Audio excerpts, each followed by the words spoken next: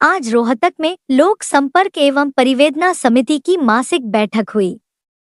इस बैठक के चेयरमैन हरियाणा सरकार में कैबिनेट मंत्री कृष्ण लाल पंवार बैठक लेने पहुंचे।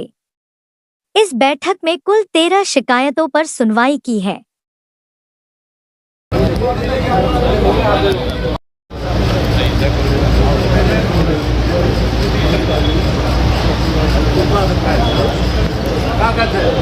आपको बता दूं कि हमारे बीच में पहुंच चुके हैं माननीय मंत्री जी श्री कृष्णलाल पंवार जी, जो कि विकास एवं पंचायत खनन एवं भू ज्ञान मंत्री हैं और आज की इस बैठक के अध्यक्ष हैं।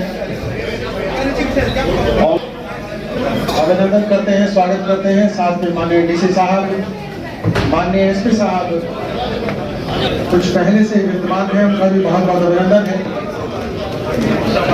माननीय भागभूषण बत्रा जी, उनका भी बहुत बहुत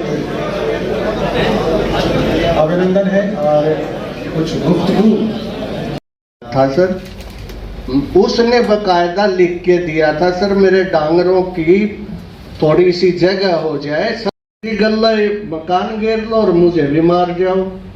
तो मैंने कहा पहले भाई 15 दिन का तुझे टाइम पता मेरी इस डिस्ट्रिक्ट में कितनी रिश्तेदारियां और कौन रिश्तेदार है। सर वीडियो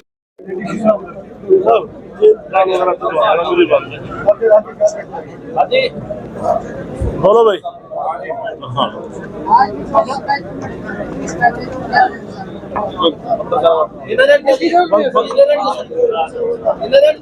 बंद कर रहे थे, बंद ठीक है।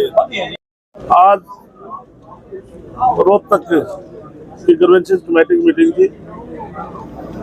हमारे रामतार वाल्मीकि जी चेयरमैन साहब हैं, डी साहब, एसपी साहब और रेणु डावला जी और हमारे नांदल सतीश नांदल जी, सम्मानित मंच, सभी वरिष्ठ अधिकारीगण। आज की मीटिंग के 13 मत थे। 13 में से हमने 7 डिस्पोज किए हैं, 6 को पेंडिंग किया है। जो भी लोग आए हैं हमने उनके आपके सामने सारी बात ध्यान से सुनी है। उनको न्याय मिले, हमने अधिकारियों के द्वारा ड्यूटी लगाई है, उनको न्याय मिल सके। तो सभी अधिकारियों को निर्देश दिए हैं कि कोई भी शिकायत है उसकी पेंडेंसी ज़्यादा ना रहे। तो आप देख भी रहे होंगे कि रोहतक की जो ग्रीवेंसेस कमेटी जब से मुझे माननीय मुख्यमंत्री ने जिम्मेदारी सौंपी है, हम सुचारू रूप से हम ग्रीवेंसेस कमेटी के हर महीने ले रहे हैं। लेकिन बीच में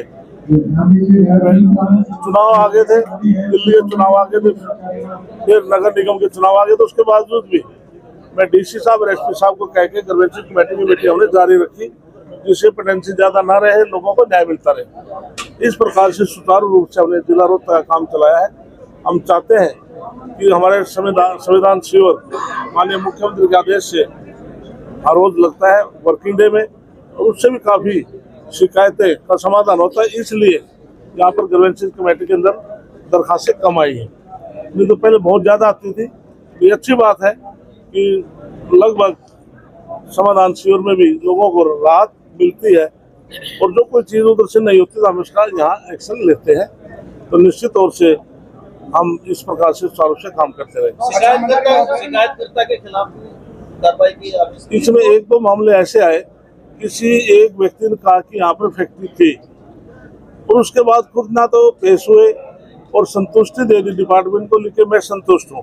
तो हमने इस मामले में आरओ पॉल्यूशन को मार्क किया है कि वहाँ चेक किया जाए वहाँ फैक्ट्री थी है भी या नहीं थी। यदि वहाँ फैक्ट्री थी नहीं, उसने झूठी शिकायत की है, तो निश्चित तौर से उसके खिलाफ कार्रवाई होगी। एक देशी चुनाव का एजेंडा सरकार ने इसका है, तो आने वाला क्या ये कानून बनने जा रहा है? इसके लिए देश के प्रधानमंत्री नरेंद्र मोदी ने जो कानून को सोच भी नहीं सकता था कि धारा 370 क्या टूट जाएगी, धारा 370 को थोड़ा 3 तलाक के किए। इसके अलावा वक्फ बोर्ड का मैं कहते थे गिनीज बुक में नाम आएगा। आज तक पूरे देश में क्या विदेशों में भी पार्लियामेंट में अंदर लोकसभा राज्यसभा की इतनी लंबी बहस किसी बिल पर नहीं चली, जो पहली बार आज नरेंद्र मोदी सरकार में और हमारे अमित शाह जी ने रिप्लाई दिया सुबह 4:00 तक लगातार हाउस चला, 4:29 तक घंटे है, लेकिन 4 से बाद तक। तो उसमें जो गरीब आदमी है वक्फ बोर्ड की जमीन को बड़े बड़े मगरमच्छ उसको हजम कर जाते थे, लेकिन इस कानून से जो गरीब आदमी का हक उसको मिलेगा। और इसमें पूरे देश के मोमिन समाज के विशेष तौर से जो मध्यम वर्ग के लोग थे उन्होंने मिठाइयाँ भी बांटी। लेकिन यही वक्फ बोर्ड का जो कानून है इसमें लेजिस्लेटिव और जुडिशरी आमने सामने पहली बार देखने को मिली। इसके अंदर क्योंकि वक्फ बोर्ड अलग से पहले से पूरे देश के अंदर काम कर रहा था, लेकिन सरकार ने इसलिए कानून बनाया है कि कोई भी चीज़ है उसको जिस व्यक्ति का राइट है उस व्यक्ति को मिले, इसलिए इस कानून को लेकर आए हैं, जिससे कि हर व्यक्ति को उनको न्याय मिले। पश्चिमी बंगाल में जिस तरह से हालात चल रहे हैं, इसके लिए पश्चिमी बंगाल के अंदर ये पहली बात नहीं, तो जब भी तो सरकार के अंदर लगातार इस प्रकार के इंसिडेंट होते रहते, लेकिन केंद्र सरकार और विशेष से गृह मंत्रालय उसको पूरी चेक कर रहे हैं। तो हमारे पार्टी के वरिष्ठ नेता भी वहाँ जाते हैं और सरकार भी पूरा उन आदमियों को पूरा प्रोटेक्शन मिले, केंद्र सरकार की तरफ से उस पर पूरी कार्रवाई की जाए। तो बीजेपी का षड्यंत्र बता रही है। इसके लिए उनकी बयानबाजी करने की एक नई बात नहीं, इस प्रकार की बयानबाजी सबसे ज्यादा गरीब आदमियों पर, विशेष तौर से दलित समाज पर अत्याचार उनकी सरकार में होते रहे हैं और आज भी